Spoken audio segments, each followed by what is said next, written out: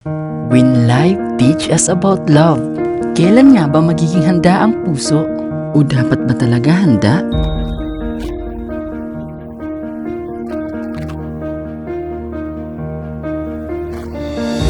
Ano nga ba ang pagmamahal? Alam mo magkaiba yung pagmamahal sa pagpapakatanga ha? Ito ba'y natututunan? May project kasi tayo. Tula about love. About love? Sir, bulaklak ko para sa jowa niyo. Ay, hindi po kami magjowa. Actually, gusto ko lang talaga magpasalamat sa'yo ng personal. Para saan po? Everything changes because he saw you. Huwag na muna natin siyang guluhin. Gulong-gulo pa siya sa pangyayari. Sana maintindihan mo. Ganito ba talaga magmahal? May masasaktan para may maging masaya?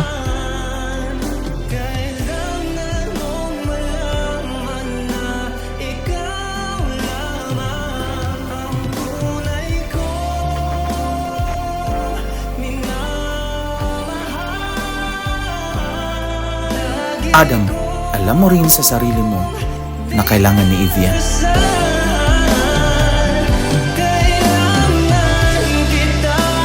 Dala ko dun, kuya. Bakit ba kasi di ko matanggap yun? Ang hirap nito.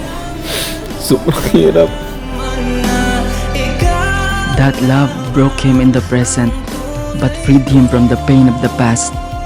Because he already understands that love protects the one that they love from pain, no matter how pain it causes you. Tinuruan mo kong magmahal, masaktan, at higit sa lahat magpalaya. Mas gugustuhin ko pa wala akong pag-asa sa kanya. Kasi alam kong nasasaktan siya ngayon. Okay na ako. Para sa mga taong hindi naniniwala sa love dahil sa takot ng kahapon, pwede kayang mabago ng ngayon? Ihinahandog ng XTJ7X Entertainment, directed by Rick Wilson Lomot, starring Ira Hontilia and Anthony Dilda, with the participation of Biliran Island talented artists.